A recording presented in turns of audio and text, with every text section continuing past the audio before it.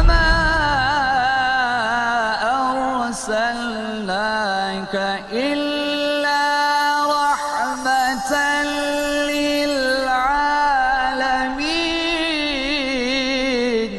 السلام عليكم ورحمة الله وبركاته. إن الحمد لله نحمده ونستعينه ونستغفره ونعوذ بالله من شرور أنفسنا ومن سيئات أعمالنا. من يهده الله فلا مضل له ومن يضلل فلا هادي له، وأشهد أن لا إله إلا الله وحده لا شريك له، وأشهد أن محمدا عبده ورسوله. يا أيها الذين آمنوا اتقوا الله حق تقاته ولا تموتن إلا وأنتم مسلمون. يا أيها الناس اتقوا ربكم الذي خلقكم من نفس واحدة وخلق منها زوجها وبث منهما رجالا كثيرا ونساء.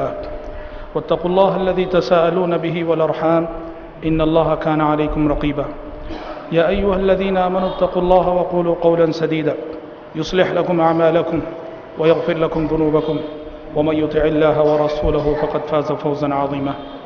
أما بعد، فإن خير الحديث كتاب الله، وخير الهدي هدي محمد صلى الله عليه وسلم، وشر الأمور محدثاتها، وكل محدثة بدعة، وكل بدعة ضلالة، وكل ضلالة في النار.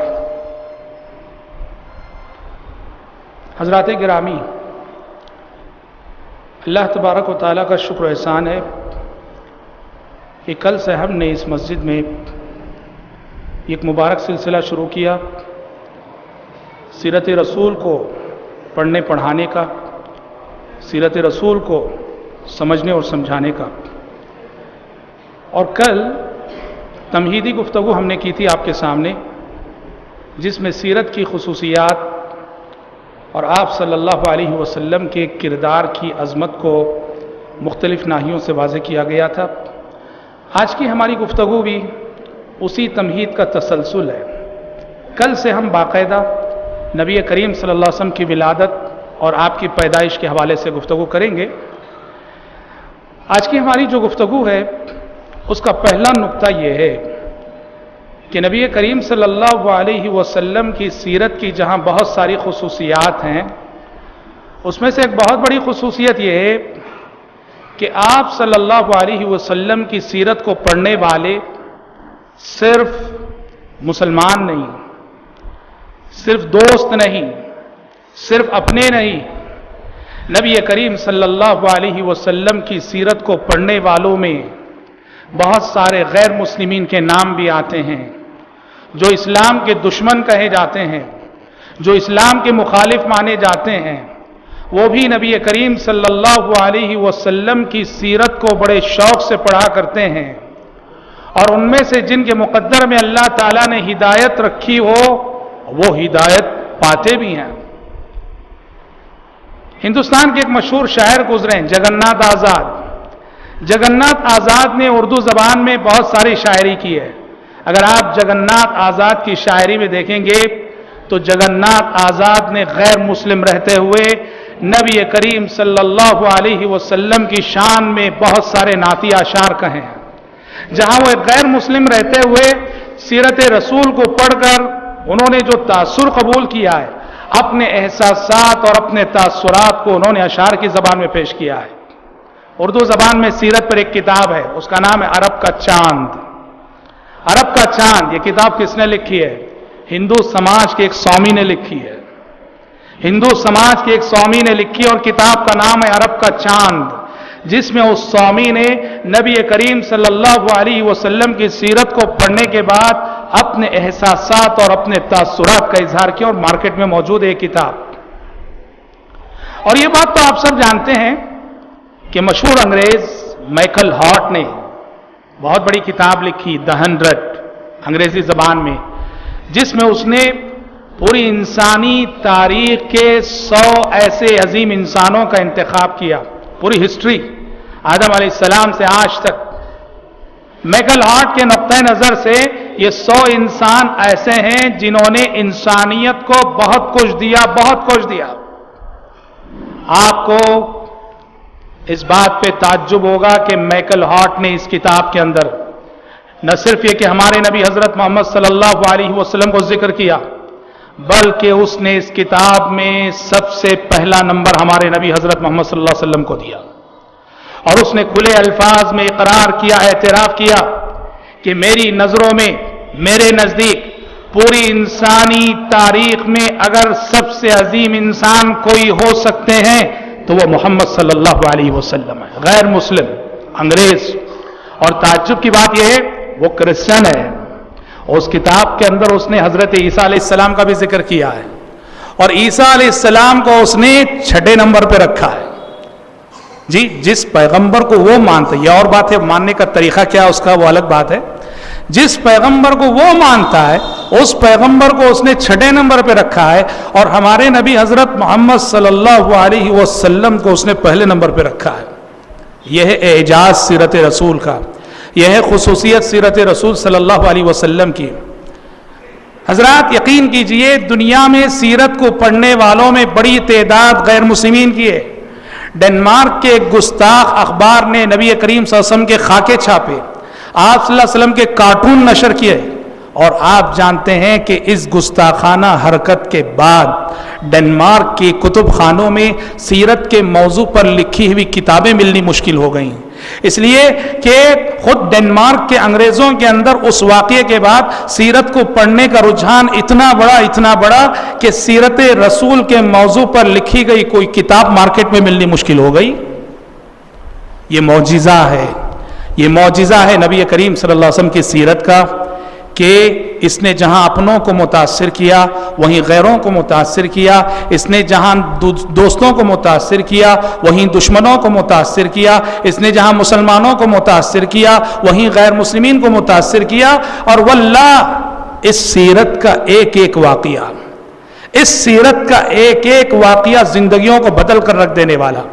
آپ ہمارے جو بھائی ریورٹس ہیں، نو مسلم ہیں، آپ ان کی آپ بیتی پڑھیے، بہت سارے ریورٹس ایسے ہیں، ان سے پوچھئے کہ کیوں اسلام قبول کیے، اسلام قبول کرنے کا ریزن کیا ہے، کس چیز نے آپ کو متاثر کیا، تو آپ دیکھیں گے کہ بہت سارے ریورٹس ایسے ہیں کہ انہیں اسلام سے قریب کرنے والی چیز اور انہیں اسلام قبول کرنے پر آمادہ کرنے والی چیز نبی کریم صلی اللہ علیہ وسلم کی سیرت۔ ایک ڈاکٹر جو اپنی فیملی کے ساتھ مسلمان ہوئے، بیوی بھی ڈاکٹر، وہ خود بھی ڈاکٹر، دونوں میاں بیوی برہمن، دونوں مسلمان ہوئے، اپنے قبول اسلام کی کا سبب بیان کرتے ہوئے کہتے ہیں میں کیسے مسلمان ہوا، کیوں مسلمان ہوا؟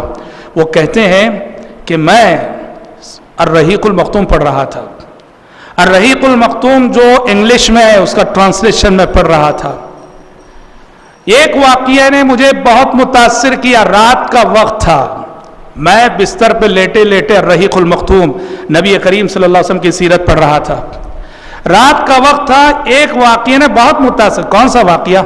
جب میں نے وہ واقعہ پڑھا کہ جب پیارے نبی صلی اللہ علیہ وسلم کی وفات ہوئی، آپ کا انتقال ہوا، تو صورتحال یہ تھی کہ آپ کی زندگی کی آخری رات ہے، آپ کی زندگی کی آخری رات ہے، اور آپ کے گھر میں غربت اور ناداری کا یہ عالم کہ چراغ جلانے کے لیے تیل بھی میسر نہیں ہے۔ آپ کی زندگی کی آخری رات عائشہ صدیقہ رضی اللہ عنہا کو چراغ میں ڈالنے کے لیے تیل پڑوس سے مانگ کر لینا پڑا تھا۔ وہ کہتے ہیں یہ واقعہ جب میں نے پڑھا بہت رویا، بہت متاثر ہوا، اور رات بھر میں روتا رہا۔ میں نے کہا کہ یہ وہ رسول ہیں، یہ وہ پیغمبر ہیں کہ آسمان سے آنے والی وہی ان سے بار بار کہہ رہی تھی کہ اے محمد اگر آپ چاہیں تو احد پہاڑ کو ہم سونے کا بنا دیں، اور یہ وہ نبی ہیں کہ اگر ایک اشارہ کرتے تو آپ کے صحابہ دولت کے خزانے آپ کے قدموں پہ گرانے کے لیے تیار تھے، لٹانے کے لیے تیار تھے، پر آپ دنیا سے جا رہے ہیں تو اس حال میں جا رہے ہیں، غربت اور ناداری کا یہ عالم کہ گھر میں چراغ جلانے کے لیے تیل بھی میسر نہیں۔ خلوص کی اس سے بڑی دلیل کیا ہے؟ اخلاص کی اس سے بڑی پہچان کیا ہے؟ صداقت کی اس سے بڑی شناخت کیا ہے؟ سچائی کی اس سے بڑی دلیل کیا ہے؟ وہ کہتے ہیں اس واقعے نے مجھے جھنجھوڑ کے رکھ دیا، جبکہ ہم دنیا کے اور لیڈروں کو دیکھتے ہیں، جب کوئی لیڈر بنتا ہے اس کی زندگی کا معیار بدل جاتا ہے. لیڈر بننے سے پہلے وہ غریب رہا اور لیڈر بننے کے بعد عہدہ ملنے کے بعد اس کی مالی حیثیت کہاں سے کہاں چلی جاتی ہے. پر محمد عربی صلی اللہ علیہ وسلم نبوت سے پہلے آپ مالدار رہے, نبوت ملنے سے پہلے آپ مالدار رہے, لیڈر بننے سے پہلے آپ مالدار رہے, لیکن نبوت جب مل گئی آپ صلی اللہ علیہ وسلم کی یہ مالداری جاتی رہی اور آپ صلی اللہ علیہ وسلم غربت و ناداری کے عالم میں ایسی زندگی آپ نے گزاری کہ مائی عائشہ صدیقہ رضی اللہ عنہا فرماتی ہیں پوری زندگی میں کبھی 3 دن ایسے مسلسل نہیں آئے کہ نبی کے گھرانے میں مسلسل 3 دن چولہا چلاؤ. حضرات یہ سیرت رسول کا بہت بڑا اعجاز ہے, سیرت رسول کی بہت بڑی خصوصیت ہے کہ سیرت رسول کو پڑھنے والے, سیرت رسول سے متاثر ہونے والے, سیرت رسول کو سننے والے, سیرت رسول سے دلچسپی لینے والوں میں غیر مسلمین کی ایک بڑی تعداد ہے. لہٰذا جو نوجوان ہمارے دعوت و تبلیغ کے میدان میں مصروف ہیں انہیں ہماری خاص نصیحت ہے, اگر آپ کسی غیر مسلم کو کچھ دینا چاہتے ہیں لٹریچرز کی شکل میں, اس میں اللہ کے نبی کی سیرت کو دینا نہ بھولو. ہاں اتنی بات ضرور ہے, سیرت کی موٹی موٹی کتابیں مت دو, مختصر کتابیں جو مختصر صفحات میں لکھی گئی ہیں ایسی کتابیں دو تاکہ وہ مختصر وقت میں نبی کریم صلی اللہ علیہ وسلم کی سیرت کو پڑھ سکے. حضرات آپ سیرت کی کوئی بھی کتاب پڑھیں تو ایک چیز آپ دیکھیں گے کہ نبی کریم صلی اللہ علیہ وسلم کی سیرت کا آغاز عام طور پر حضرت ابراہیم علیہ السلام کے ذکر سے ہوتا ہے. سیرت کی کوئی بھی کتاب اٹھا لو, دیکھیں گے آپ کتاب کہاں سے شروع ہو رہی ہے, حضرت ابراہیم علیہ السلام کے ذکر سے شروع ہو رہی. کیوں؟ اس کے 2 ریزن ہیں, اس کے 2 سبب ہیں.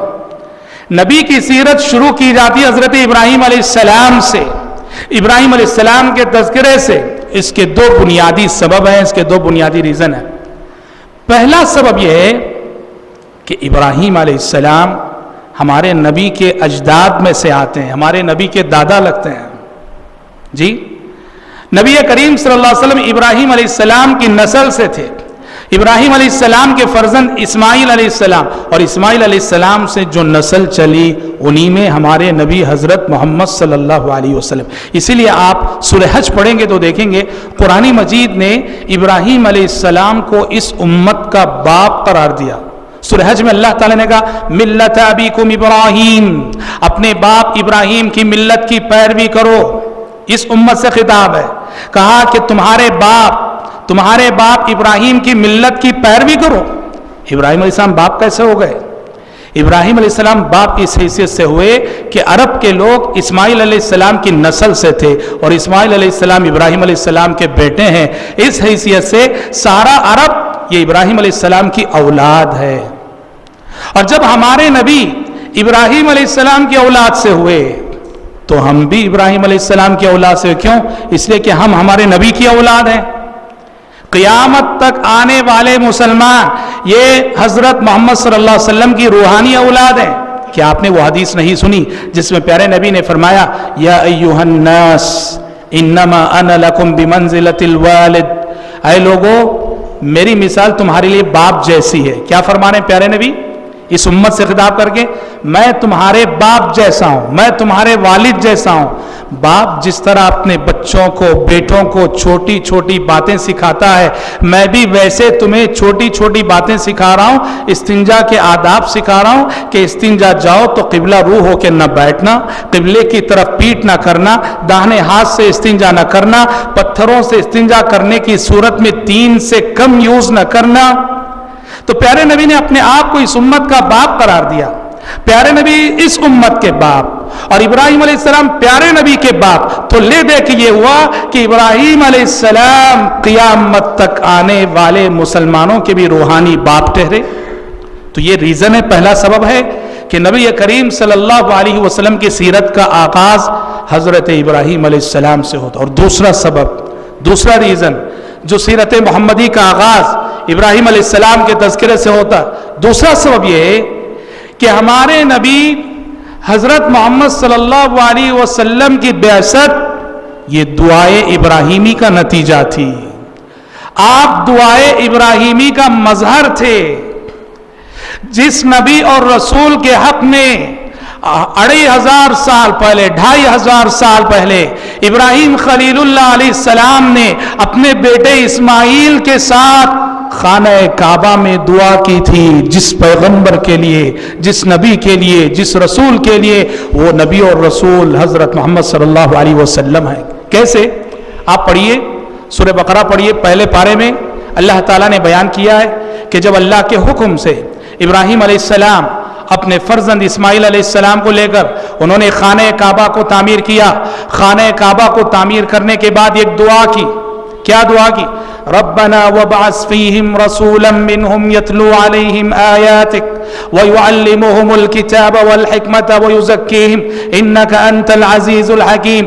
پروردگارا، یہاں جو قوم بسے گی، یہاں جو قوم آباد ہوگی، اس قوم کے اندر ایک ایسا رسول بھیج، اس قوم کے اندر ایک ایسا رسول بھیج جو رسول کے انہیں تیری آیتیں پڑھ کر سناتا ہو، کتاب و حکمت کی باتیں سکھاتا ہو، انہیں پاک کرتا ہو، اخلاق کی تعلیم دیتا ہو، ان کی تربیت کرتا ہو۔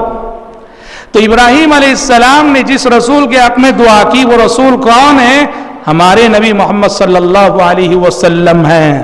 2500 برس پہلے دعا ہوئی، اور 2500 برس پہلے ہوئی دعا کا اثر اور نتیجہ اور رزلٹ 2500 برس بعد ظاہر ہوا۔ اس لیے یاد رکھو، آج آپ اپنی ضروریت کے لیے دعا کرو، آج آپ اپنی ضروریت کے لیے دعا کرو۔ آپ کی دعائیں واللہ 1000 سال بعد آپ کے آنے والے جنریشن کو سایہ دیں گی۔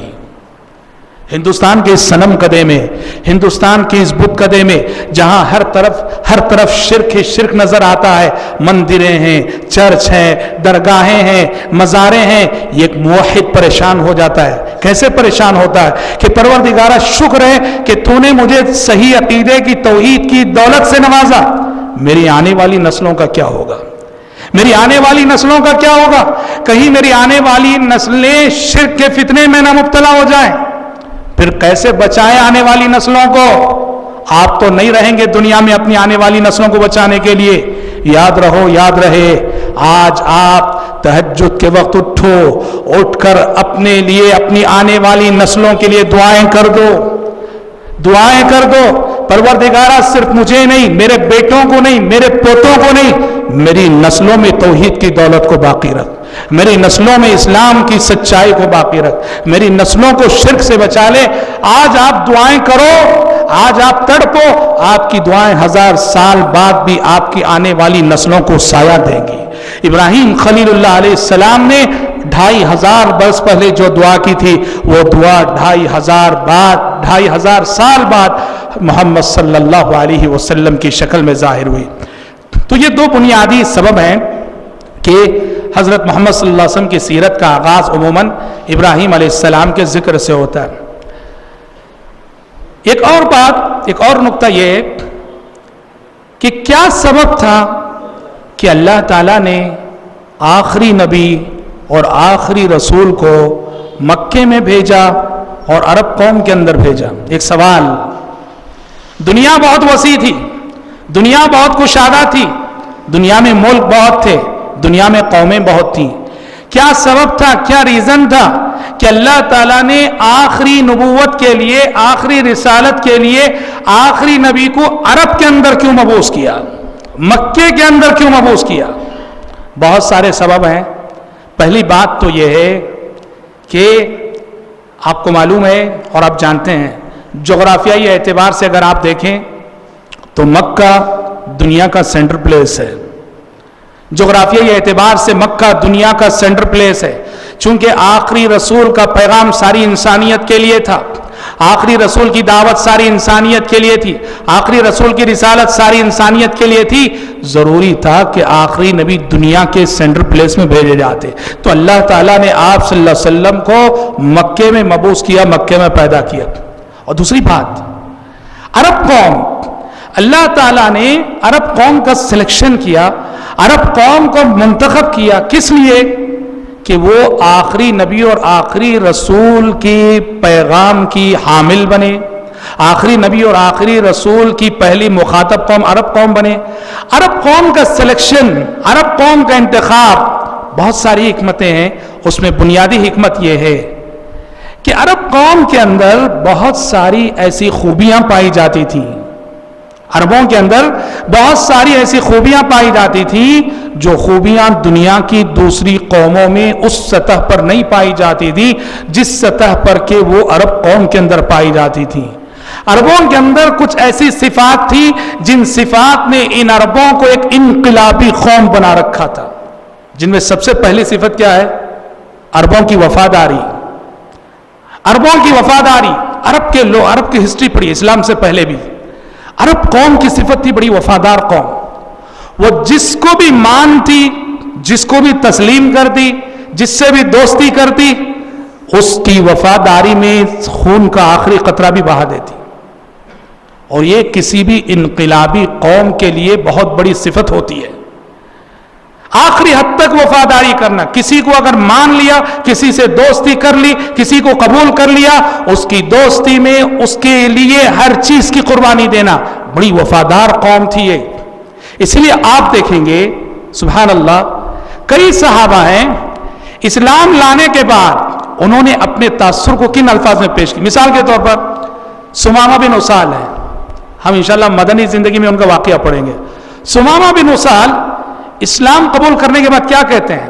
اسلام قبول کرنے کے بعد، کلمہ پڑھنے کے بعد پیارے نبی سے کہتے ہیں اے اللہ کے نبی، اللہ جانتا ہے کہ آج تک کلمہ پڑھنے سے پہلے تک میرے نزدیک اس زمین کا سب سے ناپسندیدہ چہرہ اگر کسی کا تھا تو آپ کا تھا، لیکن اب کلمہ پڑھنے کے بعد اے اللہ کے نبی اس پوری زمین کا سب سے پیارا اور محبوب چہرہ کسی کا ہے تو آپ کا ہے. اور بالکل یہی تاثر، یہی احساس حضرت عمرو بن العاص رضی اللہ عنہ نے پیش کیا. عمرو بن العاص جب مسلمان ہوتے ہیں، انہوں نے موت کے وقت اپنے بچے سے گفتگو کرتے ہوئے کہا تھا کہ بیٹا یہ ایک وقت تھا کہ میں اسلام قبول نہیں کیا تھا اور اللہ کے نبی کا سب سے بڑا دشمن تھا اور اللہ کے نبی کا چہرہ میرے نزدیک سب سے زیادہ ناپسندیدہ چہرہ تھا، لیکن بیٹے جس دن میں نے کلمہ پڑھا، کلمہ پڑھنے کے بعد اللہ کے نبی کا چہرہ میرے نزدیک زمین کا سب سے پیارا چہرہ. دیکھو یہ بہت بڑی صفت تھی، کیا ہے؟ وفاداری. جس کو مان لیا، جس کو قبول کر لیا، اس کے سلسلے میں آخری خطرہ بھی خون کا بہا دے. یہ عرب قوم کی بہت بڑی صفت تھی. اور کچھ خوبیاں تھیں عرب قوم کے اندر، جو خوبیاں اخلاق نبوت میں سے مانی جاتی تھیں، اخلاق نبوت میں سے تسلیم کی جاتی تھی، جن میں سے مثال طور پر مہمان نوازی. عرب قوم بڑی مہمان نواز. قرآن مجید نے ابراہیم علیہ السلام کا ذکر کیا ہے. ابراہیم علیہ السلام بڑے مہمان نواز تھے. پیغمبروں کی صفت ہے مہمان نوازی. عرب قوم بڑی مہمان نواز تھی. آنے والا انجانا ہے، جانا پہچانا ہے، دوست ہے، دشمن کچھ نہیں دیکھتے تھے. کوئی آیا نیا انسان، وہ اس کی مہمان نوازی کرنے میں بڑی عزت محسوس کرتے تھے. اور سب سے بڑی چیز میں بتاؤں آپ کو، عربوں کے اندر ایک بہت بڑی صفت تھی جس نے اس قوم کو ایک انقلابی قوم بنا رکھا تھا. وہ کیا جانتے ہیں؟ عرب بڑے باغیرت ہیں، جسے انگلش میں ایگو کہا جاتا ہے، انا، خودی. اردو زبان میں کہتے ہیں انا، خودی، جذبہ غیرت. اور جسے انگلش میں ایگو کہا جاتا ہے، یہ ایسا جذبہ ہے کہ کس دنیا میں وہی قوم انقلاب لاتی ہے جس کے اندر یہ جذبہ غیرت پایا جائے. دنیا میں کبھی کسی بے غیرت قوم نے کوئی کارنامہ انجام نہیں دیا. یاد رکھو، دنیا میں کبھی کسی بے غیرت قوم نے کوئی کارنامہ انجام نہیں دیا. جس قوم کی انا، جس قوم کی خودی، جس قوم کا ایگو کچل دیا گیا، وہ قوم دنیا میں کچھ نہیں کر سکتی. کیسے؟ اس کی ایک مثال میں آپ کو دیتا ہوں کہ اگر قوموں کے جذبہ انا کو کچل دیا جائے، ان کا جو ایگو ہوتا وہ مر جائے، وہ قوم دنیا میں کچھ نہیں کر سکتی. بنو اسرائیل ایجپٹ میں، مصر میں فرعون کے ماتحت تھے. فرعون ظلم کرتا تھا. فرعون کے ظلم کی چکی میں پس کر اس قوم بنو اسرائیل کا جو ایگو تھا نا پوری طرح سے ختم ہو گیا تھا. جذبہ انا کچل دیا گیا تھا، ان کی غیرت ختم ہو گئی تھی. چنانچہ آپ دیکھتے ہیں کہ جب موسیٰ علیہ السلام اللہ کے حکم سے بنو اسرائیل کو لے کر نکلے ایجپٹ سے. موسیٰ علیہ السلام کی قوم ہے وہ, اور آپ جانتے ہیں دریا نے اپنا سینہ چیر دیا بنو اسرائیل کے لیے, آسانی سے دریا پار چلے گئے. فرعون جب آیا اللہ نے پانی کو ملا دیا, بنو اسرائیل کی نظروں کے سامنے فرعون ڈوب گیا, غرق ہو گیا. کتنی بڑی نشانی اللہ نے دکھائی. اب بنو اسرائیل کو رہنے کے لیے ایک شہر چاہیے, ایک شہر چاہیے جہاں یہ بنو اسرائیل جنہیں ایجپٹ سے لے کے نکلے موسیٰ علیہ السلام کہاں رہیں. اللہ کی جانب سے وحی آئی کہ موسیٰ اپنی قوم بنو اسرائیل سے کہنا یہ جو بیت المقدس ہے بیت المقدس پہ ابھی حملہ کریں, بیت المقدس پہ حملہ کریں, بیت المقدس کو فتح کریں اور وہاں سکونت اختیار کریں. بیت المقدس آپ کے قوم کا شہر ہوگا. موسیٰ علیہ السلام نے بنو اسرائیل سے کہا کہ دیکھو اللہ تعالیٰ کا حکم ہے کہ بیت المقدس پہ حملہ کرو, اور انشاءاللہ اگر حملہ کرو گے جیت جاؤ گے, تم اللہ کا وعدہ, حملہ کرو گے تو جیت جاؤ گے, اللہ کا وعدہ. بنو اسرائیل نے کیا جواب دیا؟ میں آپ کو یہ بتانا چاہتا ہوں کسی بھی قوم کی ایگو اگر ختم ہو جائے, اس کی انا, اس کی غیرت کچل دی جائے, وہ قوم دنیا میں کچھ نہیں کر سکتی. فرعون نے اس قوم پہ ظلم کر کر کے ان کے جذبہ انا کو ایسے کچلا تھا. نبی کہہ رہے ہیں, پیغمبر کہہ رہے ہیں, آسمان سے آنے والی وحی کی بشارت سنا رہے ہیں کہ بس حملہ کرو جیتو گے تم اور یہ شہر تمہارا ہوگا. بنو اسرائیل کیا جواب دیتے ہیں؟ قالوا یا موسیٰ ان فیہا قوما جبارین وانا لن ندخلها حتی یخرجوا منها. کہا موسیٰ بیت المقدس پہ حملہ کریں؟ ارے وہاں ایسی طاقتور قوم رہتی, عمالقہ ایک قوم تھی, ایسی طاقتور قوم رہتی ہے, اس قوم سے مقابلہ کرنے کی سکت ہمارے اندر نہیں ہے, ہم حملہ نہیں کریں گے. موسیٰ علیہ السلام نے اللہ کا وعدہ یاد دلایا, اے نادانو حملہ کرو, کامیابی تمہارے قدم چومے گی. اس قوم نے صاف کہہ دیا انا لن ندخلها ابدا ما داموا فيها. اے موسیٰ لاکھ نصیحت کر لو, لاکھ سمجھا لو, ہم کبھی حملہ کرنے والے نہیں, ہمارے اندر وہاں حملہ کرنے کی ہمت ہے ہی نہیں. اللہ تعالیٰ نے عذاب مسلط کیا, کہا کہ موسیٰ اب 40 سال تمہاری قوم بنو اسرائیل بیت المقدس میں داخل نہیں ہو سکے گی. 40 سال اس قوم کو اس میدان تی میں بھٹکتے رہنا ہے. کیوں 40 سال؟ 40 سال کیوں کہا گیا؟ 40 سال کے اندر انسانوں تاریخ میں یہ ہوتا ہے ہر 40 سال میں ایک جنریشن ختم ہو کر دوسرا جنریشن آ جاتا ہے. دنیا زندگی کے اسٹیج پر ہر 40 سال میں زندگی کے اسٹیج پر رول ادا کرنے والا جنریشن چینج ہوتا ہے, چونکہ یہ وہ جنریشن ہے جس کی ایگو, جس کا جذبہ آنا, جس کی خودی کچلی گئی ہے, اب وہ بیت المقدس فتح کرنے کے قابل نہیں رہا. اس لیے اللہ نے کہا 40 سال تک اب تمہاری قوم داخل نہیں ہو سکے گی بیت المقدس میں. ہاں 40 سال بعد جب ان کے بچے بڑے ہو جائیں گے وہ فتح کریں گے, اور وہی ہوا. لہذا عرب قوم کی خصوصیت تھی, عرب قوم کا جذبہ آنا, خودی اور ان کا جو ایگو تھا وہ پوری طرح سے محفوظ تھا. ہاں یہ اور بات ہے وہ اس کو غلط رخ دے کر غلط رستے پہ لے جا رہے تھے. کیسے؟ وہ کہتے تھے انصر اخاک ظالما او مظلوما, انصر اخاک ظالما او مظلوما, مدد کرو اپنے خاندان والے کی مدد کرو, اپنے بھائی کی مدد کرو. مدد کرتے ہوئے یہ مت دیکھو کون ظالم ہے کون مظلوم ہے, یہ مت دیکھو, اپنے بھائی کی, اپنے خاندان والے کی مدد کرو. تمہارا بھائی ظلم کر رہا ہے کسی پر, اس کے ساتھ مل کے تم بھی ظلم کرو. مقصد یہ ہے کہ ہمارے خاندان والے کی مدد ہو. غلط رخ دے رہے تھے. سمجھ رہے ہیں؟ اسلام نے آ کر اسی جذبہ انا, اسی جذبہ خودی کو صحیح رخ دیا, اور اللہ کے لیے اس جذبہ غیرت کو صحیح رخ اسلام نے دے دیا.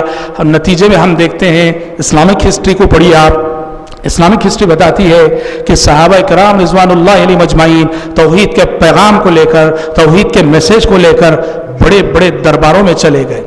ایسے دربار کہ زندگی میں کبھی عربوں نے ایسے دربار نہیں دیکھے تھے, لیکن سبحان اللہ تھوڑی دیر کے لیے بھی اس دربار کی شاہانہ شان و شوکت کو خاطر میں نہیں لائے, کیئر نہیں کیا, پرواہ نہیں کیا. رستم ایران کا سپہ سالار, اس نے دربار سجایا رکھا, کیونکہ آج مسلمان آنے والے ہیں, صحابہ اس کے پاس آنے والے ہیں. حضرت ربعی بن عامر رضی اللہ عنہ کی کمانڈنگ میں صحابہ کا ایک وفد ایرانی سپہ سالار رستم کے دربار میں جا رہا ہے. رستم نے اپنے درباریوں سے کہا دربار کو خوب سجا دو، کیونکہ یہ عرب آ رہے ہیں صحرا میں رہنے والے، انہوں نے کبھی ایسا دربار نہیں دیکھا، ہمارے دربار کو دیکھ کر پریشان ہو جائیں گے، حیران ہو جائیں گے. لیکن تاریخ بتاتی ہے ربع بن عامر رضی اللہ عنہ دربار میں داخل ہوئے، ہاتھ میں نیزہ تھا، دربار میں داخل ہوئے، تھوڑی دیر کے لیے 1 منٹ کے لیے بھی دربار کی شان و شوکت پہ نظر نہیں ڈالی. ہاتھ میں نیزہ تھا، قالین کو چیرتے ہوئے چلے گئے. دربار میں داخل ہوئے، اس نیزے سے قالین جو بچھائی گئی تھی، میٹ جو بچھایا گیا تھا، اس کو چیرتے ہوئے چلے گئے اور رستم کے سامنے جا کے کھڑے ہو گئے اور اس کی آنکھوں میں آنکھیں ڈال کر کہنے لگے جئنا لنخرج العباد من عبادت العباد الى عبادت اللہ وحدہ ومن جور الادیان الى عدل الاسلام ومن ضیق الدنیا الى سعت الاخرہ. کہا کہ رستم ہم اس لیے آئے ہیں کہ بندوں کو بندوں کی غلامی سے نجات دلا کر اللہ الہ واحد کا غلام بنا دیں، ادیان باطلہ کے ظلم و ستم سے نجات دلا کر اسلام کے عدل و انصاف کے زیر سایہ لائے، دنیا کی تنگیوں سے نجات دلا کر آخرت کی وسعتوں میں لے جائے. رستم حیران رہ گیا، پریشان رہ گیا، یہ کیسے لوگ ہیں؟ پہلی بار ایسا منظر ان کی آنکھوں کے سامنے ہے، لیکن تھوڑی دیر کے لیے بھی انہوں نے اس کو کیئر نہیں کیا. حضرت یہ بہت بڑی بات تھی کہ اللہ تعالیٰ نے انہی صفات کی وجہ سے عرب قوم کا سلیکشن کیا کہ آخری نبی ان میں آئے اور یہ قوم اسلام کے پیغام کو لے کر دنیا کے گوشے گوشے میں جائے. اور ہم آپ کو ایک بات یہ بھی بتا دیں، ایک نکتہ بعض لوگوں نے یہ بھی لکھا ہے، عرب کا موسم اگر آپ دیکھیں نا، خصوصاً مکہ مدینہ کا، حجاز جسے کہتے ہیں مکہ مدینہ، موسم اگر آپ دیکھیں گے وہاں کے موسم کی خصوصیت یہ ہے گرمی کے دنوں میں گرمی بھی بہت سخت ہوتی ہے اور سردی کے دنوں میں وہاں کی سردی بھی بہت سخت ہوتی ہے. اور یہ نبی کریم صلی اللہ علیہ وسلم کے زمانے سے ہی آج بھی گرمی کے دنوں میں گرمی سخت اور ٹھنڈک کے دنوں میں ٹھنڈک سخت. اہل علم لکھتے ہیں یہ بھی گویا اللہ کی جانب سے وہاں بسنے والے لوگوں کی ایک ٹریننگ تھی کہ ہر طرح کے موسم کو وہ برداشت کر سکے. اور ہم دیکھتے ہیں دنیا کی تاریخ بتاتی ہے دنیا میں بڑی بڑی جنگیں جیتی گئیں، ہاری گئیں موسم کی وجہ سے. کوئی فوج تھی جس کے لیے سردی ناقابل برداشت تھی، کوئی فوج تھی جس کے لیے گرمی ناقابل برداشت تھی، جنگیں ہاری گئیں. اللہ تعالیٰ نے وہاں کی گرمی بھی سخت رکھی، وہاں کی سردی بھی سخت رکھی. اس طرح خود بخود ہر طرح کے موسم کو برداشت کرنے کی ایک ٹریننگ انہیں دے دی گئی. اور آپ دیکھتے ہیں نبی کریم صلی اللہ علیہ وسلم کی بعثت کے بعد حضرات صحابہ کرام رضوان اللہ علیہ مجمعین اور عرب کے لوگ اسلام کے میسج اور اسلام کے پیغام کو لے کر دنیا کے ٹھنڈے سے ٹھنڈے ملکوں میں بھی گئے. رشیا بھی گئے، لیکن رشیا کی سردی کبھی ان کے لیے مسئلہ نہ بنی.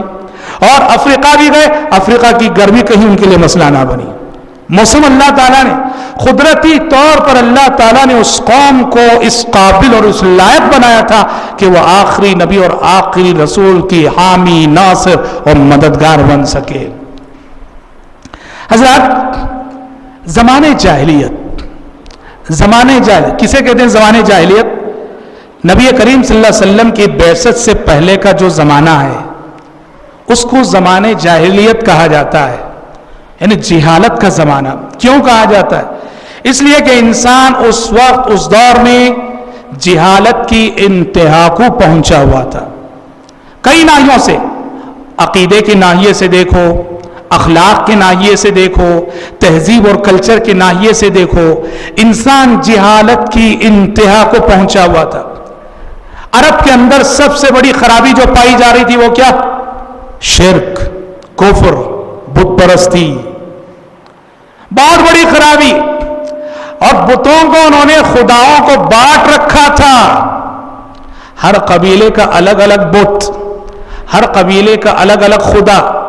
لات کسی قبیلے کا بت ہے، منات کسی قبیلے کا بت ہے، عزا کسی قبیلے کا بت ہے، حبل کسی قبیلے کا بت ہے.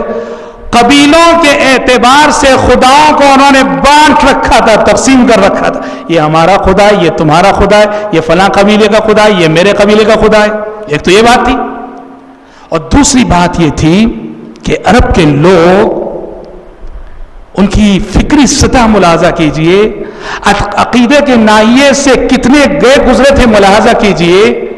کہ وہ ایک پتھر کو رکھ کر پوجا کرتے تھے، گھر میں پتھر رکھ کے پوجا کرتے تھے، اور کہیں بزنس کے لیے تجارت کے لیے سفر پہ جانا ہوتا اس پتھر کو بھی ساتھ میں لے جاتے تھے پوجا کرتے ہوئے۔ راستے میں اگر اس پتھر سے زیادہ خوبصورت پتھر مل جاتا اس کو پھینک دیتے، اس کو اٹھا لے، بولیے اس سے تو اچھا یہ، اب تک جس کی پرستش ہوتی رہی، اب تک جس کی پوجا ہوتی رہی، اس کو اٹھا کے پھینک دیا اور نیا پتھر اٹھا، نیا خدا مل گیا، یہ اس سے زیادہ اچھا ہے۔ یعنی جس پہ دل آ گیا اس کو خدا بنا لیا۔ قرآن مجید نے کہا ارأیت من اتخذ الہہ ہواہ افانت تکون علیہ وکیلا، اے پیغمبر کیا آپ ایسے شخص کی ہدایت کے ذمہ دار ہو سکتے ہیں؟ کیا آپ ایسے شخص کی ہدایت کے ذمہ دار ہو سکتے ہیں جس نے اپنی خواہشات نفس کو اپنا خدا بنا لیا؟ اور اس سے گئی گزری بات دیکھو، شرک انسان کو کتنا ذلیل کرتا ہے، شرک انسان کو کتنا رسوا کرتا ہے۔ اس سے گئی گزری بات سیرت نگار لکھتے ہیں، وہ لوگ ستو کا آٹا ہے نا، ستو کے آٹے میں بت بناتے تھے، ستو کے آٹے میں بت بناتے تھے، اس کی پوجا کرتے تھے، سفر میں اس کو ساتھ لے جاتے تھے، سفر میں جب زیادہ سفر ختم ہو جائے، توشہ ختم ہو جائے، کھانے کے لیے کچھ نہیں رہے تو اب یہ خدا کی باری آتی، کبھی اس کا ہاتھ توڑا کھا لیا، کبھی اس کا پیر توڑا کھا لیا۔ دیکھو شرک انسان کو کیسے ذلیل کرتا ہے، شرک انسان کو کیسے رسوا کرتا ہے۔ اللہ تعالیٰ نے انسان کو احسن تقویم میں پیدا کیا، توحید پہ پیدا کر کے اللہ نے انسان کو رفعتیں عطا کی، بلندیاں عطا کی، اور انسان شرک کر کے اپنے آپ کو کتنا ذلیل کرتا ہے۔ اس لیے قرآن نے کہا وَمَن يُشْرِكْ بِاللَّهِ فَكَأَنَّمَا خَرَّ مِنَ السَّمَاءِ فَتَخْطَفُهُ الطَّيْرُ أَوْ تَهْوِي بِهِ الرِّيحُ فِي مَكَانٍ سَحِيقٍ۔ قرآن کہتا ہے جو اللہ کے ساتھ شرک کرے، جو اللہ کے ساتھ شرک کرے، اس کی مثال ایسی ہے جیسے وہ آسمان کی بلندیوں سے گر جائے۔ آسمان کی، انسان کو اللہ نے توحید پہ پیدا کیا تو انسان رفعتوں پہ تھا، بلندیوں پہ تھا، شرک کر کے وہ اپنے آپ کو ان بلندیوں سے گرا لیتا ہے۔ کہا جو اللہ کے ساتھ شرک کرے اس کی مثال اس شخص جیسی ہے جو آسمان سے گر پڑے، اب اس کو ہوائیں کسی دور دراز مقام پہ پھینک آتی ہیں یا پرندے اسے اچک لے جاتے ہیں۔ یہ عقیدے کے ناحیے سے یہ صورتحال تھی۔ اور دوسری خرابی یہ تھی کہ دنیا کی سب سے زیادہ جھگڑالو قوم، دنیا میں سب سے زیادہ لڑنے بھڑنے والی قوم عرب قوم تھی۔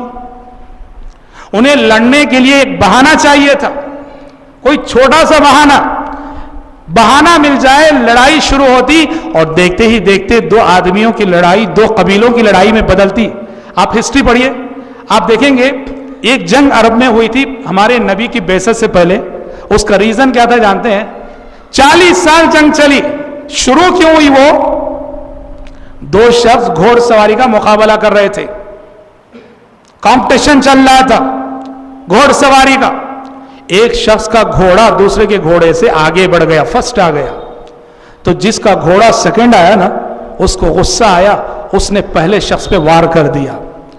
نتیجے میں دونوں کی لڑائی ہوئی اور دیکھتے ہی دیکھتے اس نے اپنے قبیلے والوں کو پکارا، اس نے اپنے قبیلے والوں کو پکارا، دیکھتے ہی دیکھتے دو آدمیوں کی لڑائی دو قبیلوں کی لڑائی میں بدل گئی اور یہ لڑائی چلتی رہی، 40 سال چلی۔ ریزن کیا؟ کہ ریزن یہ کہ گھوڑ سواری میں میرا گھوڑا تیرے گھوڑے سے پیچھے رہ گیا بس۔ قرآن اسی لیے کہتا ہے وَاذْكُرُوا إِذْ كُنْتُمْ أَعْدَاءً فَأَلَّفَ بَيْنَ قُلُوبِكُمْ فَأَصْبَحْتُمْ بِنِعْمَتِهِ إِخْوَانًا۔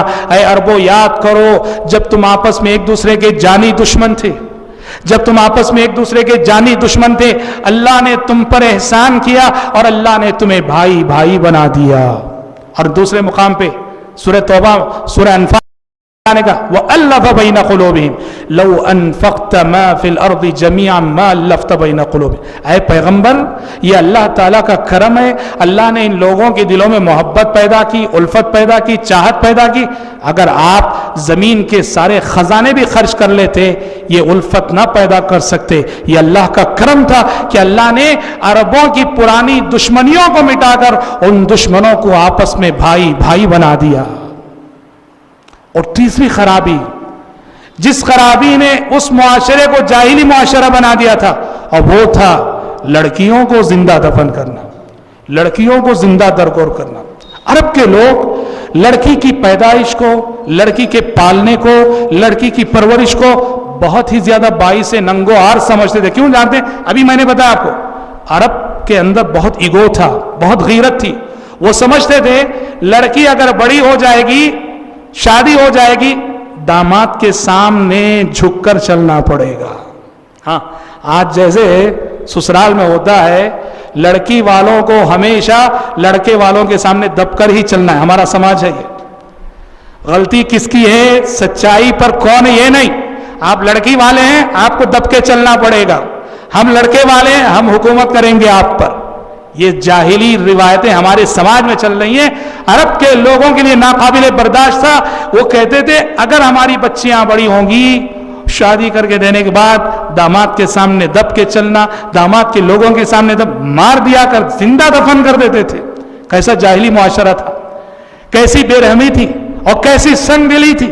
جب پیارے نبی کے پاس ایک صحابی نے آ کے اسلام قبول کرنے کے بعد کہا تھا، اللہ کے نبی میں وہ باپ ہوں، میں وہ باپ ہوں کہ جس نے اپنے ہاتھوں سے اپنی 8 بچیوں کو زندہ دفن کیا ہے. میں نے اپنے ان ہاتھوں سے اپنی 8 بچیوں کو زندہ دفن کیا ہے. اب میں بہت نادم ہوں، شرمندہ ہوں، پشیمان ہوں اسلام قبول کرنے کے بعد. بتائیے کہ اس غلطی کا تدارک میں کیسے کروں، اس غلطی کو کیسے مٹاؤں، اللہ کے سامنے بچ سکوں. پیارے نبی نے کہا کہ غلام ہیں، 8 جانوں کے بدلے 8 غلام آزاد کر دو. صحابی نے کہا کہ اتنا بڑا مالدار انسان نہیں ہو اللہ کے نبی، 8 غلام نہیں ہے میرے پاس. پیارے نبی نے کہا تو پھر ایسا کرو 8 جانور جو ہے صدقہ کر دو، 8 اونٹ صدقہ کر دو. صحابی نے 8 جانوں کے بدلے 8 اونٹ صدقہ کیے. ایک باپ نے اپنے ہاتھوں سے اپنی 8 بچیاں زندہ دفن کی.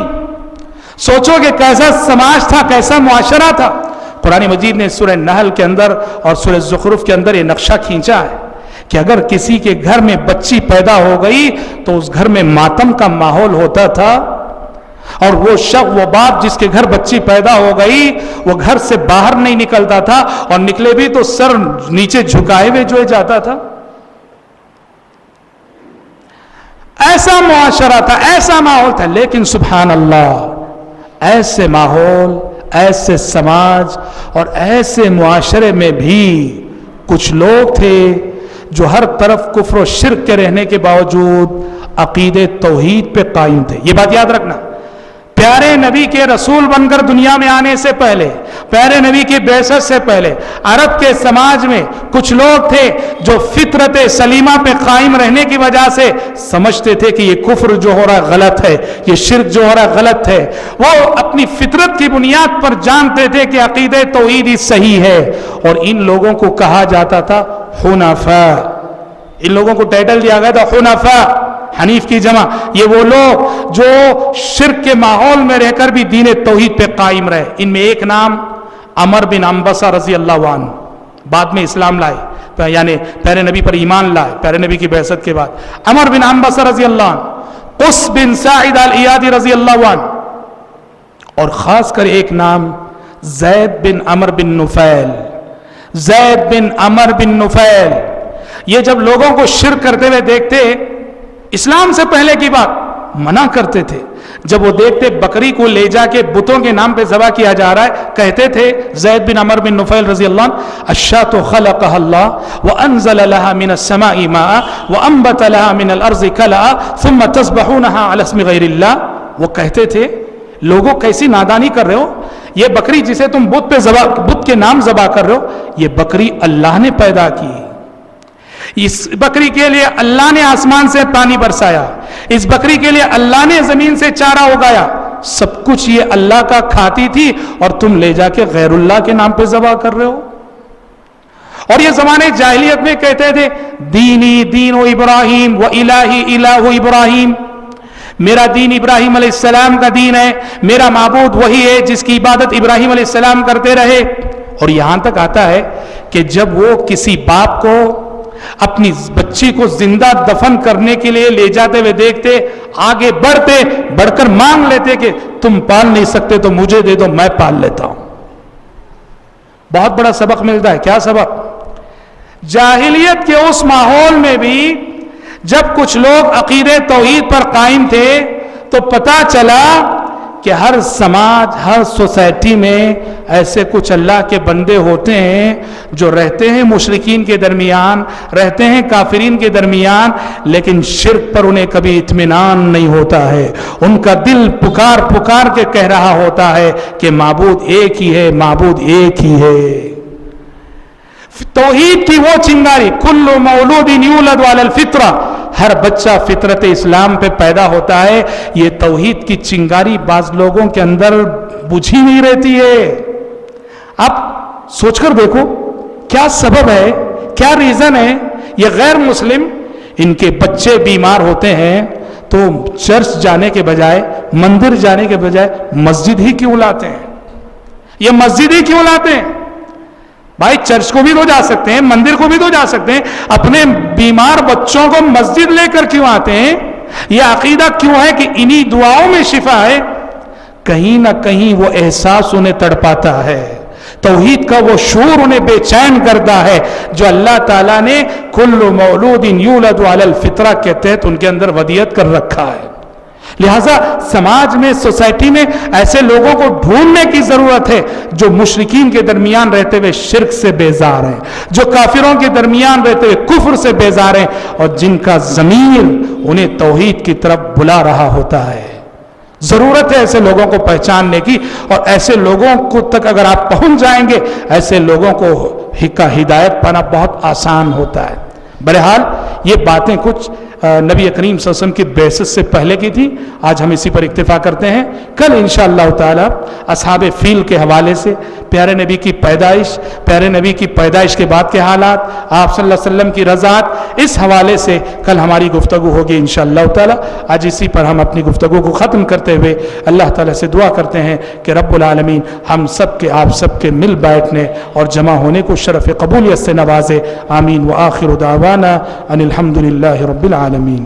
رب اشرح لي صدري ويسر لي أمري واحلل عقدة من لساني يفقه قولي. رب اشرح لي صدري ويسر لي أمري واحلل عقدة